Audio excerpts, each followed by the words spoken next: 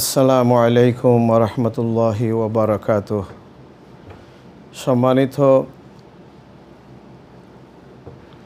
আইয়ন টিভির দর্শক শ্রোতা, সর্বপ্রথমেই আপনাদের প্রিয় অনুষ্ঠান আলোর পথে এর পক্ষ থেকে আমি মুবারকবাদ জানাচ্ছি।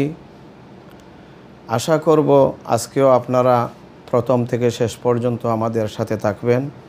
আমাদের সাথে রয়েছেন আমাদের সম্মানিত আলোচক, নিয়মিত আলোচক, আপনাদের প্রিয় আলোচক মুফতি আশরাফুর রহমান সাহেব, মুহাদ্দিস দারুল হাদিস লতিফিয়া।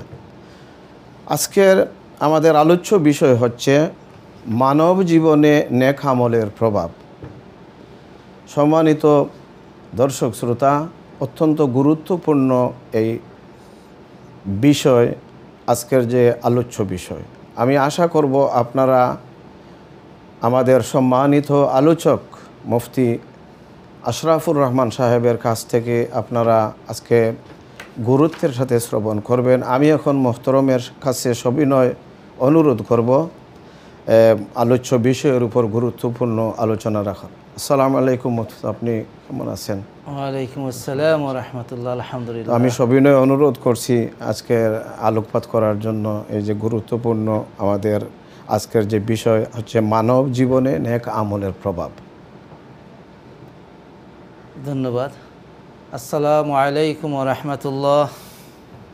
আলহামদুলিল্লাহি রাব্বিল আলামিন ওয়াল আকিবাতু লিল মুত্তাকিন ওয়া সাল্লাল্লাহু আলা সাইয়্যিদিনা ওয়া নাবিয়্যিনা ওয়া মাওলানা মুহাম্মাদিন ওয়া আলা আলিহি ওয়া সাহবিহি আজমাইন। আম্মা বাদ। আয়ন টিভির নিয়মিত আয়োজন আলোর পথে এই সুন্দর অনুষ্ঠানের শুরুতে মহান আল্লাহ রাব্বুল আলামিনের অসংখ্য গণিত শুকর আদায় করছি যে আল্লাহ সুবহানাহু ওয়া তাআলা আমাদেরকে এই অনুষ্ঠানে শরীক হওয়ার তৌফিক এনায়েত করেছেন। মুবারকবাদ জানাচ্ছি আয়ন টিভি কর্তৃপক্ষকে, এই অনুষ্ঠানে সম্মানিত কলাকৌশলীদেরকে এবং এই অনুষ্ঠানের আজকের সম্মানিত উপস্থাপক বিশিষ্ট আলেমে দ্বীন হযরত মাওলানা আব্দুস শহীদ সাহেবকে মুবারকবাদ জানাচ্ছি। এই অনুষ্ঠানের সম্মানিত দর্শক শ্রোতা যারা দূর থেকে কাছ থেকে এই অনুষ্ঠান দেখছেন, সবাইকে মুবারকবাদ জানাচ্ছি। আলোর পথে অনুষ্ঠানের পক্ষ থেকে, আলোর পথে অনুষ্ঠানের শুরুতে আমাকে বলা হয়েছে মানব জীবনে নেক আমলের প্রভাব, এই বিষয়ের আলোকে আলোচনা রাখার জন্য। আলোর পথে অনুষ্ঠান আয়ন টিভির নিয়মিত আয়োজন। এই অনুষ্ঠানে আমাদের জীবনধর্মী, জীবন রিলেটেড বিষয়গুলোকে নিয়ে আলোচনা করা হয় এবং এই অনুষ্ঠানে আপনারা অনেকেই আপনাদের জিজ্ঞাসা উপস্থাপন করেন এবং এখান থেকে উত্তর দেওয়ার চেষ্টা করা হয় এবং সুন্দর সুন্দর অভিমত নিয়ে আসেন। আজও তার ব্যত্যয় হবে না ইনশাআল্লাহ। মানব জীবনে নেক আমলের প্রভাব। আমরা মুসলমান, আল্লাহ রাব্বুল আলামিন আমাদেরকে নির্দেশ দান করেছেন ওয়ামালু সালিহা, তোমরা নেক আমল করো। এই নেক আমল আমরা কিভাবে করব, নেক আমল কি, এই বিষয়টি আমাদের জানা দরকার। তারপর আমরা আলোচনা করব নেক আমল করলে আমাদের জীবনে কি প্রভাব আসবে এবং এই নেক আমলের মাধ্যমে আমাদের পরকালীন জীবনে তার কি প্রভাব আসবে।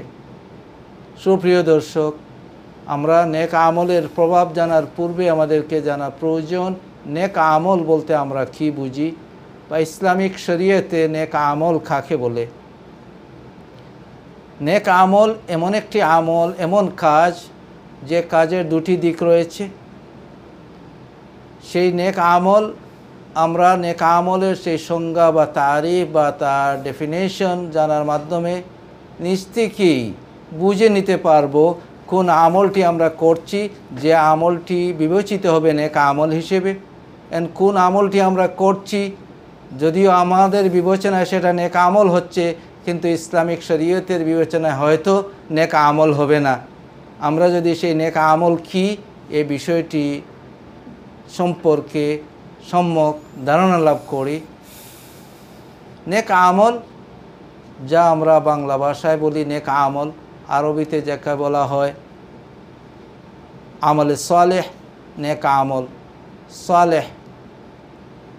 সেই নেক আমল কি? নেক আমল হচ্ছে ইসলামিক শরীয়তে যে সমস্ত কাজ, যে সমস্ত কথা একজন মানব জীবনে, একজন মুসলমানের জীবনে যতটি কাজ কর্ম কথা, তার সব কিছু, যে কাজগুলো আল্লাহ সুবহানাহু ওয়া তাআলা খুশি হন, যে কাজটি করলে আল্লাহ সুবহানাহু ওয়া তাআলা খুশি হন, তার হাবিব সাল্লাল্লাহু আলাইহি ওয়াসাল্লাম খুশি হন, এবং যে কাজটি করার জন্য আল্লাহ সুবহানাহু ওয়া তাআলা অথবা রাসূল পাক সাল্লাল্লাহু আলাইহি ওয়াসাল্লাম আমাদেরকে নির্দেশ দান করেছেন, অথবা যে কাজগুলো করার জন্য আমাদেরকে নির্দেশ প্রদান করা হয় নাই কিন্তু সেটাকে উৎসাহিত করা হয়েছে, এই কাজগুলো হচ্ছে নেক আমল। সাধারণত আমরা বুঝে নেই। এক কথায় ইসলামিক শরীয়তের দৃষ্টিতে যে সমস্ত কাজকে নেক আমল হিসেবে ঘোষণা দেওয়া হয়েছে, আর সেই ঘোষণা দেওয়ার মৌলিক, তার মূল ভিত্তি হচ্ছে কোরআন এবং সুন্নাহ। অর্থাৎ কোরআন এবং সুন্নাহ যে সমস্ত কাজগুলোকে সমর্থন করে করতে, সেই সমস্ত কাজগুলোকে নেক আমল বলা হয়ে থাকে। তাই নেক আমলের বিভিন্ন স্তর রয়েছে। কোনো নেক আমলের স্তর হচ্ছে ফরজ, যেটা আমাদেরকে বাধ্যতামূলকভাবে করতে হবে। কোনো আমল হয়েছে ওয়াজিব, কোনো আমল হয়েছে সুন্নাহ, কোনো আমল মুস্তাহাব, যেটা করলে আমাদের জন্য নেকি হয়। তাই এই সমস্ত আমল করার মাধ্যমে সরাসরি আমরা নেকি অথবা সওয়াব লাভ করতে পারি। সেই আমলগুলো নেক আমল। দ্বিতীয় নেক আমলের দ্বারা হচ্ছে যে সমস্ত বিষয় জড়িত হলে, যে সমস্ত কাজ করলে, অথবা যে সমস্ত গুণে গুণান্বিত হলে আল্লাহ এবং তার রাসূল সাল্লাল্লাহু আলাইহি সাল্লাম অসন্তুষ্ট হন, সেই সমস্ত বিষয় থেকে বেঁচে থাকাও হচ্ছে নেক আমল। তাই নেক আমলের দুটি ধারা। একটি ধারা হচ্ছে যে আমরা কাজগুলো করব, আরেকটি ধারা হচ্ছে আমরা কাজগুলো করার থেকে বিরত থাকব। অর্থাৎ যে সমস্ত কাজ করতে ইসলামিক শরীয়তে আমাদেরকে নির্দেশ দান করেছে, কোরআন সুন্নাহ, আল্লাহ হাবিব সাল্লাল্লাহু আলাইহি সাল্লাম এবং আল্লাহ রাব্বুল আলামিন আমাদেরকে করতে নির্দেশ দান করেছেন, করার জন্য উৎসাহিত করেছেন, তার জন্য সওয়াব নির্ধারিত করেছেন, ওই সমস্ত আমল হচ্ছে নেক আমল। এবং যে সমস্ত কাজ করার থেকে নিষেধ করেছেন, সেই সমস্ত কাজ থেকে বেঁচে থাকা হচ্ছে নেক আমল। জি মুফতি সাহেব, আমরা একটা খোলার দিকে যাচ্ছি। জি ইনশাআল্লাহ। আসসালামু আলাইকুম। আসসালাম আসসালামু জি আসসালামু আলাইকুম। আপনাদের সালাম, মুবারকবাদ ও শুভেচ্ছা। ওয়ালাইকুম আসসালাম ওয়া রাহমাতুল্লাহ।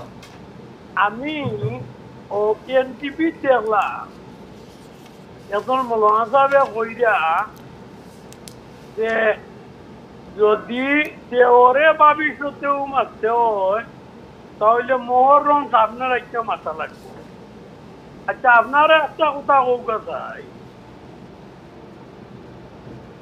আপনি মুফতি সাহেব উত্তরের দিকে।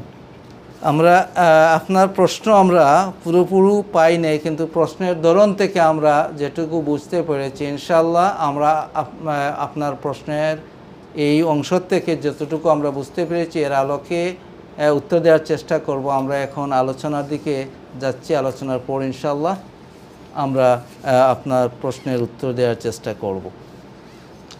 তখন নেক আমলের যে বিষয়টি আমরা আলোচনা করছি, সেই নেক আমল, সেটা দুটি দ্বারা। একটা হচ্ছে যে আমলা কাজগুলো করব, যেমন নামাজ পড়ার কথা নির্দেশ দান করা হয়েছে, আমরা নামাজ পড়ব, নামাজ, রোজা, হজ, জাকাত এগুলো, তারপর কোরআনে কারীমের তিলাওয়াত, তাসবিহ, তাহলিল ইত্যাদি, এগুলো হচ্ছে নেক আমল, যেগুলো সম্পর্কে কোরআন এবং সুন্নাহ আমাদেরকে নির্দেশ দান করেছে, কোরআন সুন্নাহ করার জন্য আমাদেরকে উৎসাহিত প্রদান করেছে। এবং অন্যগুলো হচ্ছে আমরা বেঁচে থাকবো, তাটাও নেক আমল হবে, অর্থাৎ বেঁচে থাকার আমল। সেটা হচ্ছে যে সমস্ত বিষয় আল্লাহ রাব্বুল আলামিন আমাদের জন্য হারাম করেছেন, নিষিদ্ধ করেছেন, এবং যে সমস্ত কাজকে গুনার কাজ হিসেবে শরীয়ত সাব্যস্ত করেছে, আমরা ওই সমস্ত কাজ থেকে নিজেদেরকে বিরত রাখব। জি। সম্মানিত দর্শক শ্রোতা, আমরা অত্যন্ত গুরুত্বপূর্ণ আলোচনা শুনছিলাম মুফতি সাহেবের কাছ থেকে। রিয়েলি বিষয়টি অত্যন্ত গুরুত্বপূর্ণ, কারণ আমরা হুজুরে পাক সাল্লাল্লাহু আলাইহি ওয়াসাল্লামের হাদিস থেকে জানতে পেরেছি, মানুষ যখন মারা যাবে তিনটা জিনিস তার ইয়াত্তাবিউল মাইয়িত সালাসান, তিনটা জিনিস তার ইত্তেবা করে। যখন দুইটা রিটার্ন হয়ে যায়, ইয়ারজু ইসনানে ওয়াইয়াবকা ওয়াহিদ, শুধু একটা মাত্র বাকি থাকবে, উইল বি উইথ ইউ, যেটা হচ্ছে আমল। এবং এই আমলটা মুফতি সাহেব আগে বলেছেন যে গুড আমল, বাদ আমল, একটা সাইড বাদ আমল। তো আজকে আমরা আলোচনা শুনতেছি নেক আমল সম্পর্কে। তো বাট আমল সাথে যাবে, সুতরাং এ থেকে আমরা বুঝতে পারছি যে আমলের গুরুত্ব, নেক আমলের গুরুত্ব কতটুকু। আর সবটুকু আপনাকে প্রত্যাখ্যান করবে, আমাকে প্রত্যাখ্যান করবে। সুতরাং আমল will be friend of you. আমাদের আমরা মুফতি সাহেবের কাছ থেকে আরও শোনার চেষ্টা করি ইনশাল্লাহ। জি, আলহামদুলিল্লাহ। আমলের বিষয় সেটি আমল, নেক আমল, এতে অটোমেটিকলি বোঝা যায় যে তার সাথে একটা বদ আমল রয়েছে, অর্থাৎ যেটা ক্ষতিকর আমল রয়েছে। নেক আমল অর্থাৎ যে আমলের মাধ্যমে আমরা নেকি অর্জন করব, তাই অন্যদিকে আমল রয়েছে যে আমলের কারণে আমরা নেকি অর্জন করব না, বরং বদি অর্জন করব। তাই নেক আমলের প্রভাব, সেই নেক আমল যখন আমরা বুঝতে পারলাম যে আমলটি কোরআন এবং সুন্নায়, সেটা স্বীকৃত হতে হবে আমল হিসেবে। এইদার ওয়ে এর জন্য আল্লাহ রাব্বুল আলামিন তার অথবা হাবিবে পাক সাল্লাল্লাহু আলাইহি ওয়াসাল্লাম থেকে নির্দেশনা থাকতে হবে কাজ করার জন্য, অথবা সেই কাজের প্রতি নির্দেশনা নয় কিন্তু সেটাতে উৎসাহিত করা হয়েছে, সেটার ফজিলত বর্ণনা করা হয়েছে, তাই ওই কাজটি করা হচ্ছে নেক আমল। তাই যে আমলটি করব সেই আমলের দুটি দিক রয়েছে, কারণ নেক আমলের জন্য কিছু রুকুন রয়েছে। রুকুনটি আমি উল্লেখ করে দিলাম যে রুকুন বা মূল বিষয় হচ্ছে আমলটি আল্লাহ এবং রাসূলে পাক সাল্লাল্লাহু আলাইহি ওয়াসাল্লাম, অর্থাৎ কোরআন এবং সুন্নাহ সমর্থিত হতে হবে। আল্লাহ পাক এবং রাসূলে পাক সাল্লাল্লাহু আলাইহি ওয়াসাল্লামের নির্দেশনা হতে হবে, অথবা কোরআন এবং সুন্নাহ থেকে সেই আমলের প্রতি, সেই কাজের প্রতি উৎসাহ বাঞ্ছক বিষয় থাকতে হবে, তখন সেটা নেক আমল হলো। তখন এই আমলটি করার ক্ষেত্রে কিছু শর্ত রয়েছে, যে শর্ত ব্যতীত সেই নেক আমলটি অথচ নেক আমল হিসেবে গ্রহণযোগ্য হবে না। নামাজ নেক আমল, একতার মধ্যে কারো দ্বিমত নেই। রোজা নেক আমল, এজন্য কারো দ্বিমত নেই। হাজ নেক আমল, এতে কারো দ্বিমত নেই। সাদাকা, খায়রাত, এগুলো নেক আমল, কারো দ্বিমত নেই। কিন্তু আল্লাহ রাব্বুল আলামিনের কাছে ওইগুলো নেক আমল হিসেবে বিবেচিত হওয়ার জন্য শর্ত রয়েছে। যতক্ষণ পর্যন্ত ওই শর্তটি পূর্ণ না হবে, ততক্ষণ পর্যন্ত আমরা বাহ্যিকভাবে দেখতে পাচ্ছি সে নামাজ পড়ছে, রোজা রাখছে, হজ করছে, জাকাত দিচ্ছে, সাদকা খেরাত করছে, তাসবিহ তাহলিল করছে, জিকির আজকার করছে, মানুষদেরকে সেবা করছে, মা বাবার প্রতি সৎ আচরণ করছে, দেখতে ওই সবগুলো নেক আমল। কিন্তু যে আমলটি আমাদের জীবনে প্রভাব আসবে ইহজীবনে এবং পরকালে, সেই আমলের জন্য কন্ডিশন রয়েছে, শর্ত রয়েছে। সেই শর্তগুলোর মধ্যে প্রথম শর্ত হচ্ছে সেই ভালো কাজগুলো ফায়দামন্দ হতে হলে, সেটার প্রভাবিত হতে হলে, সেটার প্রভাব পেতে হলে, সেটার ফলাফল লাভ করতে হলে ঈমান শর্ত। তাই আমরা মুমিন, আমাদের ঈমান রয়েছে। তারপর যে কঠিন শর্তটি, সেই আমলটি নেক আমল হওয়ার জন্য, সেটা হচ্ছে ইখলাস। অর্থাৎ যে আমল আমরা করব, যেটাই নেকির আমল হবে, নেক কাজ যেটাই হবে, সে কাজটি আমরা করব আল্লাহ এবং তার হাবিবের খুশি অর্জনের জন্য, তাদেরকে সন্তুষ্ট করার জন্য, দুনিয়ার মানুষকে সন্তুষ্ট করার জন্য নয়, অন্য কারো জন্য নয়, একমাত্র আল্লাহ সুবহানাহু ওয়া তাআলার খুশি করার জন্য, তার সন্তুষ্টি অর্জনের জন্য। এজন্য অনেক মানুষ আমল করবে, নেক আমল, বাহ্যিকভাবে তাদের আমলটি নেক আমল, কিন্তু আমলের শর্ত পূর্ণ না হওয়ার কারণে তার আমলটি আল্লাহ রাব্বুল আলামিনের কাছে নেক আমল হিসেবে গ্রহণযোগ্য হবে না। কোরআনে কারীমে সূরা ফুরকানে আল্লাহ রাব্বুল আলামিন ইরশাদ করছেন, ওয়াকাদিমনা ইলা মা আমিলু মিন আমালিন। কিয়ামতের দিন আল্লাহ রাব্বুল আলামিন আমাদের মানুষরা যে আমল করেছে সেই আমলের দিকে আসবেন, একদল মানুষের আমলের দিকে আসবেন, অর্থাৎ আমলের দিকে আল্লাহ রাব্বুল আলামিন দৃষ্টিপাত করবেন, সেই আমলকে আল্লাহ রাব্বুল আলামিন বিচার করবেন, সেটা কনসিডার হচ্ছে না, সেটা ধর্তব্য হচ্ছে না তার নেক আমলের জন্য অথবা নেক আমল হিসেবে নয়। তখন আল্লাহ রাব্বুল আলামিন কোরআনে কারীমে বলছেন যে অনেক মানুষ অনেক কাজ নিয়ে আসবে, ভালো কাজ নিয়ে আসবে, কিন্তু মা আমিলু, তারা যা আমল করেছে, কাদিমনা ইলা মা আমিলু মিন আমালিন ফাজআলনাহু হাবাআম মানসুরা। তো আল্লাহ রাব্বুল আলামিন এই আয়াতে কারিমায় আমাদেরকে জানিয়ে দিলেন যে নেক আমল, যেটা আমরা নেক আমল বিবেচনা করি, সেই নেক আমলটি নেক আমল হতে হলে সেই নেক আমল করতে যে সমস্ত শর্তাবলী রয়েছে, সেই শর্তগুলোকে পূরণ সাপেক্ষ যদি না করা হয়, তাহলে সেটা আল্লাহ রাব্বুল আলামিনের কাছে নেক আমল হিসেবে ধর্তব্য হবে না। দ্বিতীয় বিষয়টি হচ্ছে, নেক আমলের ক্ষেত্রে আমাদেরকে দ্বিতীয় শর্ত হচ্ছে ইত্তেবা, অর্থাৎ সেই নেক আমলটি কোরআন এবং সুন্নাহ, মুওয়াফিকাতু বিসসুন্নাহ, সেই কাজটি সুন্নাহ সম্মত হতে হবে। এখন সুন্নাহ সম্মত বলতে আমরা কি বুঝি? সুন্নাহ, রাসূল পাক সাল্লাল্লাহু আলাইহি সাল্লামের যে সুন্নাহ, সেই সুন্নাহর তিনটি পর্যায়ে রয়েছে। একটি পর্যায়ে ডাইরেক্ট রাসূল পাক সাল্লাল্লাহু আলাইহি সাল্লাম সেই কাজটি করার জন্য নির্দেশ দান করেছেন। দ্বিতীয় বিষয়টি হচ্ছে সেই কাজটি রাসূল সাল্লাল্লাহু আলাইহি সাল্লাম নিজে করেছেন এবং সাহাবায়ে কেরামদেরকে করতে নির্দেশ করেছেন, অথবা রাসূল পাক সাল্লাল্লাহু আলাইহি সাল্লাম সেই কাজটি নিজে করেছেন, সাহাবায়ে কেরামকে করতে নির্দেশ দেন নাই এবং নিষেধও করেন নাই, অথবা সেই কাজটি রাসূল পাক সাল্লাল্লাহু আলাইহি সাল্লামের জন্য তার খুসুসিয়তের মধ্যে ছিল না, তার বিশেষত্বের মধ্যে ছিল না, তার জন্য খাস ছিল না, সেগুলো সুন্নাহর অন্তর্ভুক্ত, সেগুলোকে বলা হয় সুন্নাতে ফি'লিয়া। আর প্রথমগুলো হচ্ছে সুন্নাতে কাউলিয়া। আর অনেকগুলো কাজ সাহাবায়ে কেরাম করেছেন, অথবা সাহাবায়ে কেরাম রাসূলের ইসলামের সম্মুখে করেছেন, অথবা রাসূল পাক ইসলামের থেকে তারা দূরে সেই কাজটি করেছেন।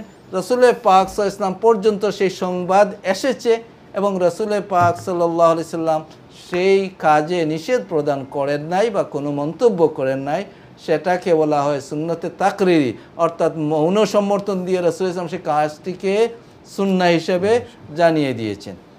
তাই যে আমল আমরা করব, সেই আমলটি হয়তো সুন্নাহ হিসেবে আমরা পাবো যে হাদিস শরীফে এসেছে আল্লাহর হাবিব সাল্লাল্লাহু আলাইহি ওয়াসাল্লাম আমাদেরকে করতে বলেছেন, অথবা আমরা পাবো যে রাসূল পাক ইসলাম নিজে করেছেন, অন্যদেরকে করতে নিষেধ করেন নাই। যেমন তো নিষেধ করেছেন সাহাবায়ে কেরাম, রাসূল পাক ইসলাম একাধারে লম্বা রোজা রাখতেন, অর্থাৎ কয়েকদিন ইফতার না করে সৌমে ওয়াসাল করতেন। তো সৌমে ওয়াসালের বিষয়টি যদি আপনি আলোচনায় নিয়ে আসেন, রাসূল পাক সাল্লাল্লাহু আলাইহি সাল্লাম সৌমে ওয়াসাল করতেন। সৌমে ওয়াসাল একাধারে ইফতার এবং সেহরি না করে কন্টিনিউ রোজা রাখা।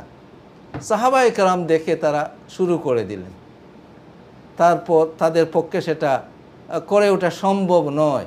তারা রাসূল ইসলাম করছেন, তাই তারা তাকে ফলো করছেন, ইত্তেবা করছেন। তাই সব বিষয়ে রাসূলকে ইত্তেবা নয়, ইত্তেবা সব বিষয়ে করব যেগুলোতে রাসূল সাল্লাল্লাহু আলাইহি ওয়াসাল্লাম আমাদেরকে নির্দেশ দান করেছেন অথবা ইত্তেবা না করতে বলেন নাই, অথবা যেই বিষয়গুলো আল্লাহ রাসূলের জন্য খাস নয় সেই বিষয়গুলোকে আমরা ইত্তেবা করব। তখন রাসূলের পাক সাহাবায়ে কেরামদেরকে বললেন, আইয়ুকুম মিসলি, কে আছো আমার মতো যে তুমি সবসময় রোজা রাখতে পারবে একাধারে, ইফতার না করে সাহরি না খায়? তোমাদের সেই ক্ষমতা দেয়া হয় নাই। আমাকে আল্লাহ রাব্বুল আলামিন তার পক্ষ থেকে সেই তাকত দিয়েছেন, ইউতিমুনু রাব্বি ওয়া ইয়াসকিন, আমাকে আল্লাহ রাব্বুল আলামিন পানাহার করান। সেটা কুদরতি, সেটা দুনিয়ার খাদ্য নয়। দুনিয়ার খাদ্যে রোজা ভেঙে যায়, কিন্তু জান্নাতের খাদ্যে রোজা ভেঙে না। তাই এই কাজটি নিষেধ হয়ে গেল, অর্থাৎ সৌমে ওয়েসালটা আমাদের জন্য সুন্নাহ নয়, কারণ রাসূল ইসলাম নিজে করেছেন, কিন্তু আমরা সেটা করলে সুন্নাহ হবে না।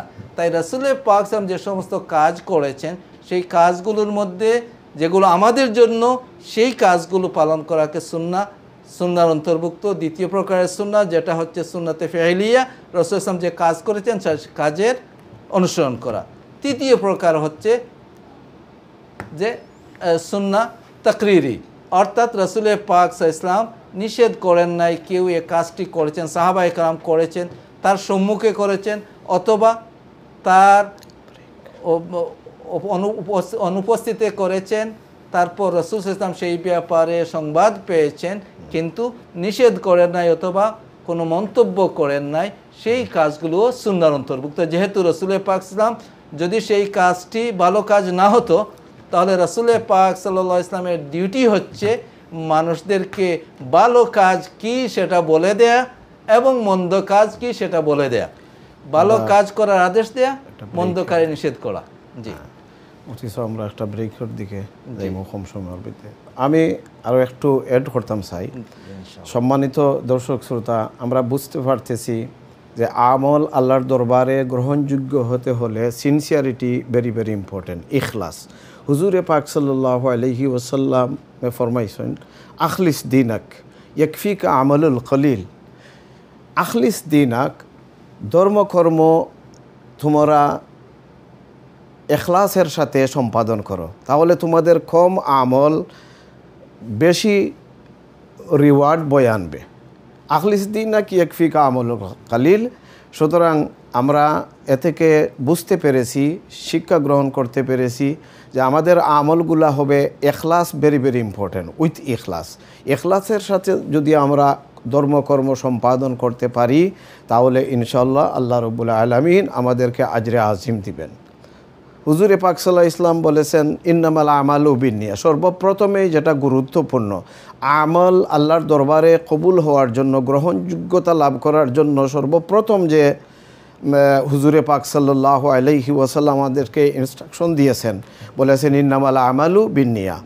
এখন যদি আমার ইন্টেনশন বাদ হয়, আমার ইন্টেনশনের মধ্যে যদি রিয়া থাকে, রিয়া মুক্ত ইবাদতই হচ্ছে আল্লাহ সুবহানাহু ওয়া তাআলার কাছে গ্রহণযোগ্য, ঠিক না? আমরা এগুলাই তো আল্লাযীনা হুম আন সালাত ইউরাউনা ওয়া ইয়ামনাউনাল মাউন, যেটা সূরা মাউনের মধ্যে আল্লাহ রাব্বুল আলামিন মেনশন করেছেন যে ওই সমস্ত নামাজির জন্য আফসোস করেছেন, ফাওয়াইলুল লিল মুসাল্লিন। অথচ এটা একটা শ্রেষ্ঠ ইবাদত, ঠিক না? শ্রেষ্ঠ ইবাদত, রাসূল ইবাদত হচ্ছে সালাত, আর সালাতু ইমাদুদ্দিন। অথচ আল্লাহ সুবহানাহু ওয়া তাআলা বলতেছেন ফাওয়াইলুল লিল মুসাল্লিন। মুসাল্লিন কিছু সংখ্যক মুসল্লিদেরকে বলতে মেনশন করতেছেন যে এরা নামাজ পড়েও এরা জাহান্নামী হবে, এরা সাকসেস হতে পারবে না, কারণ ইউরাউনা ওয়া ইয়ামনাউনাল মাউন। সুতরাং সব থেকে আমাদের বিরত রাখতে হবে, রিয়া থেকে আমাদের ইবাদতটা, আমাদের আমলটা মুক্ত হতে হবে, রিয়া মুক্ত, ফ্রি ফ্রম রিয়া। তখন আল্লাহ রাব্বুল আলামিন আমাদের আমলকে, আমলের দ্বারা আমরা আল্লাহ রাব্বুল আলামিনের কাছে রিওয়ার্ড, অগণিত রিওয়ার্ড পাবো ইনশাআল্লাহ। আমরা এখন একটা ব্রেকের দিকে চলে, সম্মানিত দর্শক শ্রোতা, আমরা ছোট্ট একটা ব্রেকের দিকে চলে যাচ্ছি। কিছুক্ষণের মধ্যেই আবারও আমরা মুফতি সাহেবের কাছ থেকে গুরুত্বপূর্ণ আলোচনা, আমাদের আজকের আলোচ্য বিষয় নিয়ে শুনব। আমরা আশা করব আপনারা আমাদের সাথেই থাকবেন।